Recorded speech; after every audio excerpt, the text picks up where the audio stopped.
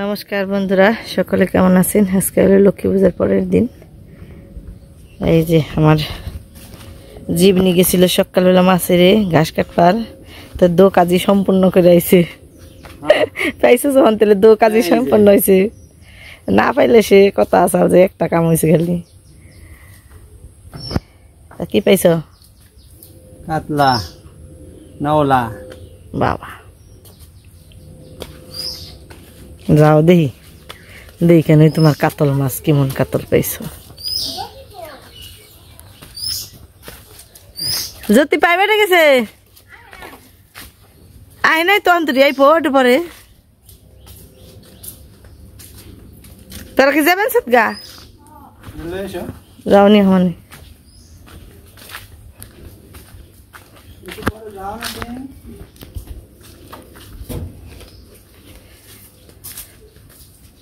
ফুল দিয়ে আইপো রায়ভাড়ার ফুল দিয়ে। তোরাও হনি যাবি গে? একটু পরে যা।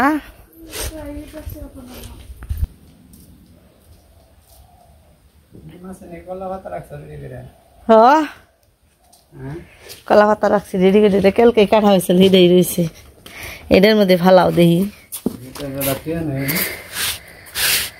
কলা পাতা রেডি করে রাখছো। আমি রেডি করে রাখি সব, কোন সময় কোন ডাইফ দেও আমার কাছে। তো বিপদে রয়েছ, এত বিপদে থাকবাকে বিপদ থেকে উদ্ধার করি। ও বাবা, তাই তুই তো কাতল কাতল নিছ, তুই কাতল ভালোই, এটা বড় বেশি।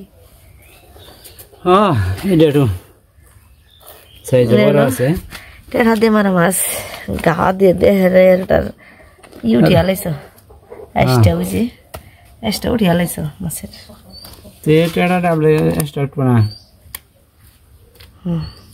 ভালো মাছ পাইছ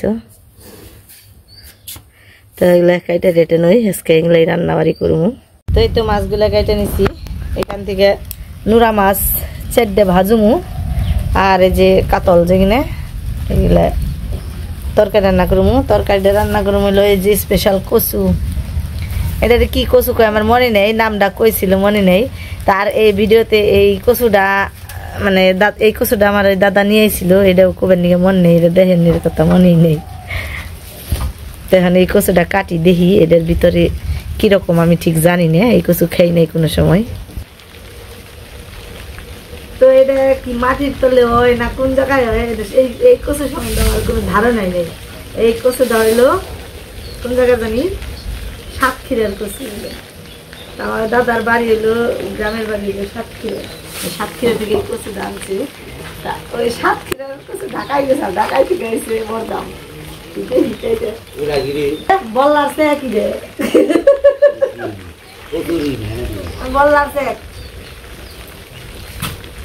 বললার সে কেন যাবে না, যে ইয়ের মতো বল্লা করে মাটির ই উঠাই যে এটা না দেওয়া যায়, শক্ত তো বালু দেওয়া যায়, কাটাইতে পারি না।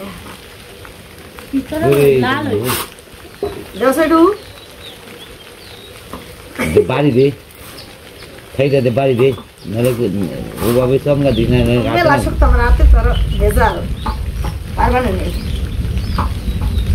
খাইটা দে বাড়ি দেবো না, এই গেছে হাতে ভর দিয়ে আনি না তো, তাই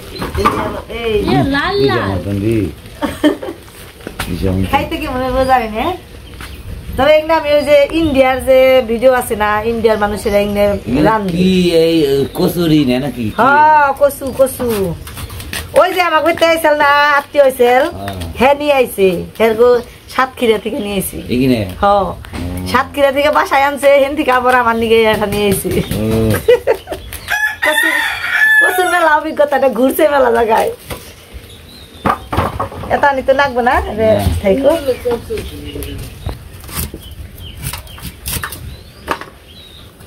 লাল ভিতরে পয়সা মারি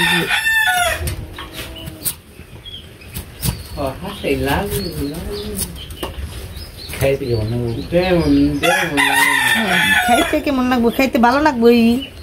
কচু কি ভালো না লেগে থাকবো, আমরা কচু খাই না। এটা বড় অন্যরকম, তাইতে বেশি বড় হয়েছে। ভাব দেবো তো, সমস্যা নেই।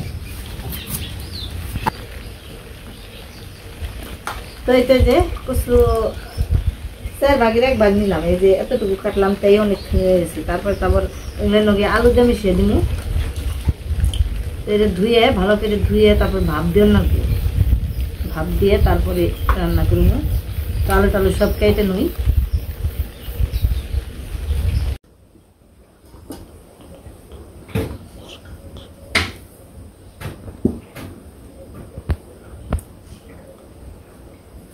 তো কচুগুলো ভালো করে ধুয়ে নিছি। এখন যে জলের মধ্যে ভাপ দিয়ে নিই।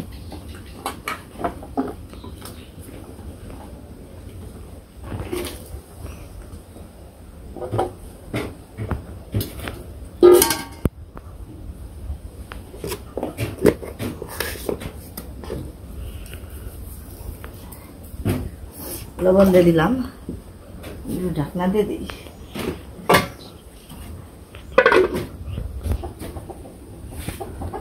দুইটা চুলে জ্বালিয়ে নিলাম, কারণ মাছ ভাজতে দেরি হবো। তারপরে আবার তরকারি এটা কচু ভাব দিবেন, রাঁধতে রাঁধতে দেরি হবো না, কুলাই যাবো গা পাইবে দিয়ে। তাই কইলাম যে এই পাশে মাছগুলো ভেজে ফেলাই, তরকারি দিব। দুইটাই চুলে রাঁধলে তাড়াতাড়ি করে দেবো। আবার যে কোনো সময় বৃষ্টি হবো আগে, চারিদিকে অন্ধকার।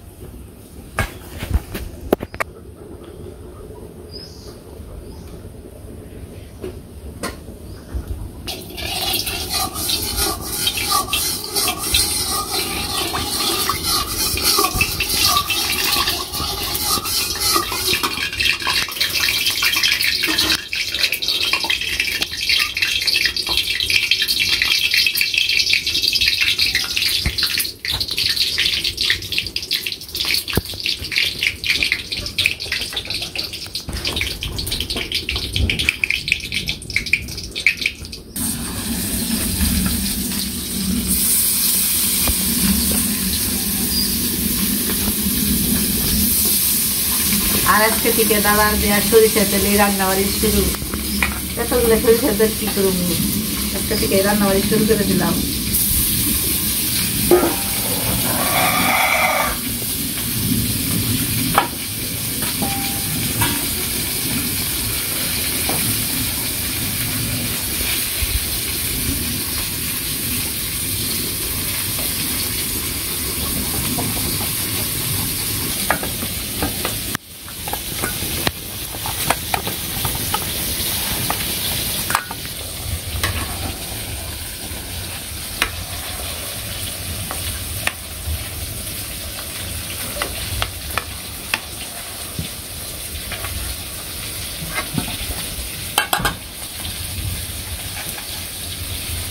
গলে নাই,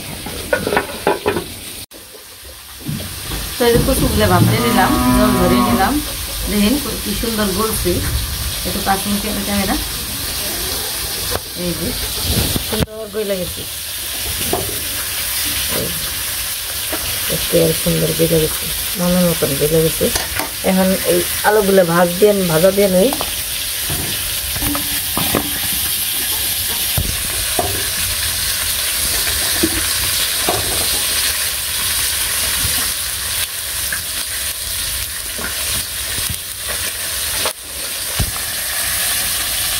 সরিষার তেল থেকে ভালো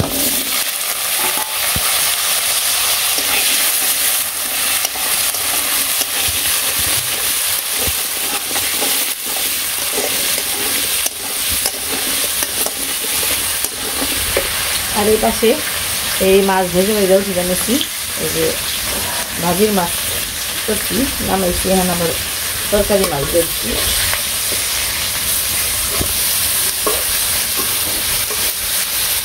মাছটা ভালো করে না ভাজলে আমার ভালো লাগে না। বেশ সুন্দর করে একবেলা ভেজে ভাজবো, খাইতেই ভালো লাগবে। আর এগুলো তো টাটকা মাছ, আরো ভালো করে সুন্দর করে ভাজলে আরো বেশি স্বাদ লাগবে। তো একটু বড় বড় পিসিতে রাখছি, কারণ অল্প অল্প করে ভাজবো নিচ্ছি।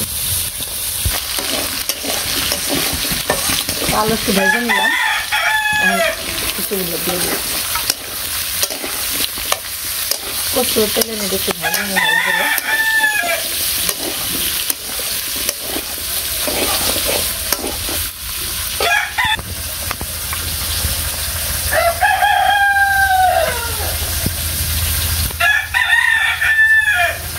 রাখিস না রে,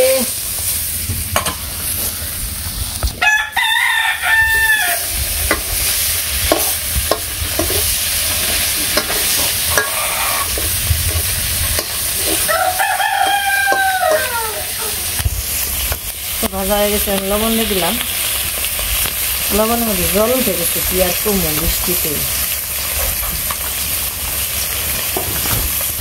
কাঁচামরিচ ভেজে দিলাম,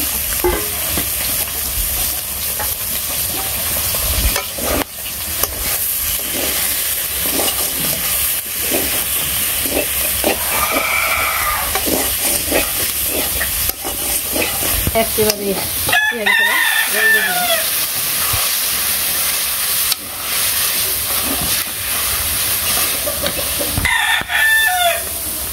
ও এত তাড়াতাড়ি গুড় বসতে ভাবি, ভাজা ভাজতে ভাজতে গইলা গেলে।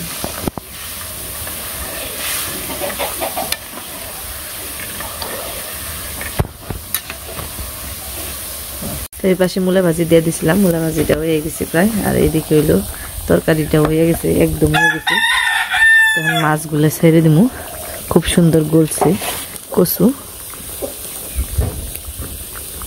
এই যে দেখে একটু, এই যে ঝোলটা একেবারে গাঢ় হয়ে গেছে। তো মাছগুলো সব দিয়ে দিলাম।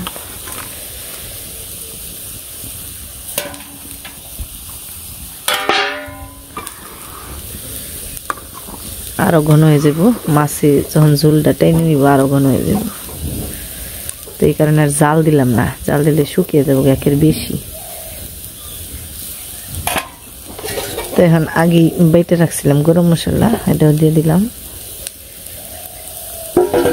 আর দিয়ে দিব হলো জিরা বাটা। তো ভাবছি যে এর মধ্যে হয়তো যদি একটু এই পেঁয়াজটা ভেজে দিই মনে হয় আরো ভালো লাগবো। তো এই এই যে মূলা ভাজিতে নামিয়ে এই চুলাই একটু পেঁয়াজগুলো ভেজে তারপর উপর দিয়ে দিব, তারপর নামিয়ে নেব। আর এদিকে স্বাদ বাড়ানোর জন্য তো একটু চিনি দিলামই, আমি সব তরকারির মধ্যে দিয়ে দিই। তখন আর জাল দিব না, একদম হয়ে গেছে, এমনিতেই ঘন হয়ে গেছে। একটু ঢাকনা দিয়ে ঢেকে রাখি পেস্টটা ভাজতে ভাজতে।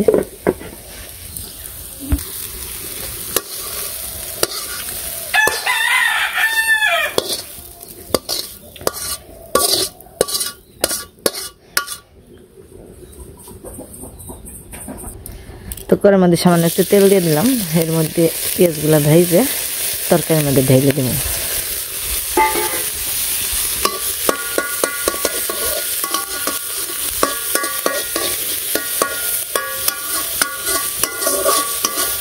এটা আগেও ভেজে দিয়ে আগে তো মাছের সাথে, কিন্তু আমি ভেজে রাখিনি, এই কারণে একটু পরে দিয়ে দিলাম।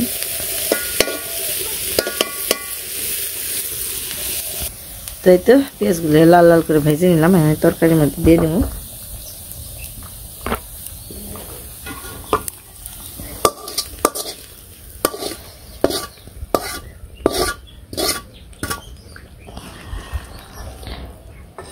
দেখেন কতটা গাঢ় হয়ে গেছে, একদম জাল ছাড়াই রাখছি। তারপরেও তখন তরকারিটা নামিয়ে নেব।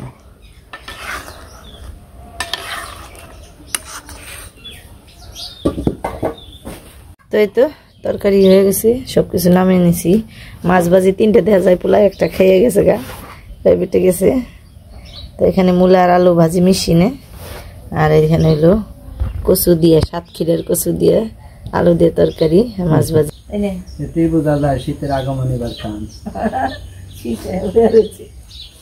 চুলার বারে বয়ে খাবেন, মানে এই জায়গায় খাওয়ার অর্থটা হলো, এই কারণটা হলো অর্থ বলছি মুরগি তো নেই মাছ ভাজি। তুই কোনটা খাবি? না বাবা আগুন থেকে তো লক্ষ্মী পূজা গেছে ঘরে এখনো পর্যন্ত আলপনা আছে তো বহার জায়গা নেই ওই জায়গায় বহা মাছের তা লক্ষ্মী পূজার আলপনার বলে খাওয়া ঠিক না এই কারণে নাকি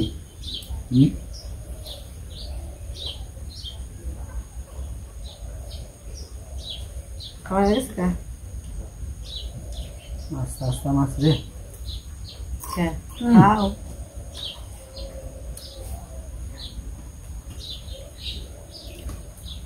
এখন মারও খাও এদের মধ্যে ভালো কাটা পিঁপড়ে করে ভাস্কররা খেলা দেখাইতো তা বানাইতে আর খাইতে না গিলা বানাইতো তারপর কদম বানাইতো বানিয়ে বানিয়ে খাওয়াইতো বলে আনে আমরা বানাইতে আর খাইতে আমরা মাছ মারতে পারি খাইতে পারি এই যে আস্তে আস্তে নাকি বিভিন্ন আজা গেলাম না মিশা গেলাম মাই কৌশে দিন হ্যাঁ তা জাগি পারো কে মাতা বৃষ্টি খাবি না খালে দিই দেয় থাকলে একটু ভালো হইতো না আর তারপর ঘুরি ধরে কাম সময় মতো না খেয়ে গেলে ধরা হাঁটবো না পাইবি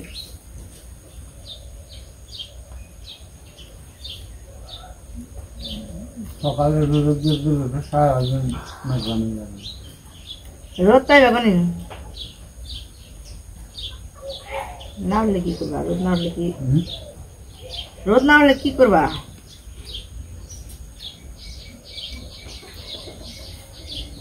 ভগবানের রাতে কিনা বললো থামানোর ব্যবস্থা নাই দাঁড়া একটু কচু দেখায় কিরকম হয়েছে ভিডিওটা শেষ দিয়ে দেই কত দূরে থেকে কচু হ্যাঁ আমাকে হারিতে চড়ছে কয়া হারে না ঠিক যায় অনেক দূর থেকে কচু আসছে এই কচু আমাদের হারিতে চড়ছে আবার আমাদের সামনে আছে এখন খাবো মামের মতো বলছে বলছে সুন্দর বলছে হ্যাঁ এই তো স্বাদ দেখো তুমি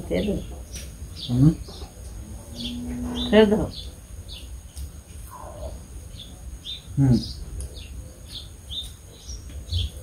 সেই সাথে আমার গা লাগায় এই কচু পাওয়া যায় না দাদার একটা ধন্যবাদ দাও এত দূরে থেকে কচু আনার জন্য অনেক ধন্যবাদ খাইতে সুস্বাদু বেশ ভালো লাগবে মাছটাও পড়ছে তো যাকে তাজা তাজা মাছ আজকে মেয়ে রাঁধছি সকালবেলা ওই মাছ দিয়ে রাঁধছি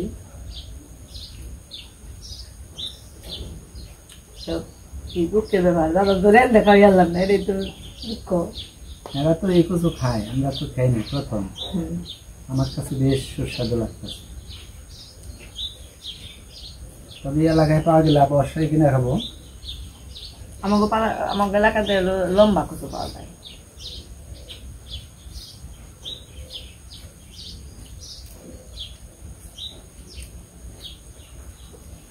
এই যে অন্য অন্য আনাজ আছে এটা বেশি বলছে তো এই যে কত সুন্দর গইলা গেছে আর আমি কিন্তু বড় বড় করছিলাম আরে তুই বুঝতে পারিস না এই যে দেখ গইলা ছোট ছোট ওই আরেকটা গলা ওই যে একেবারে মোমের মতন খুব সুন্দর কচুগুলো তো আজকের ভিডিও পর্যন্ত সবাই ভালো থাকবেন সুস্থ থাকবেন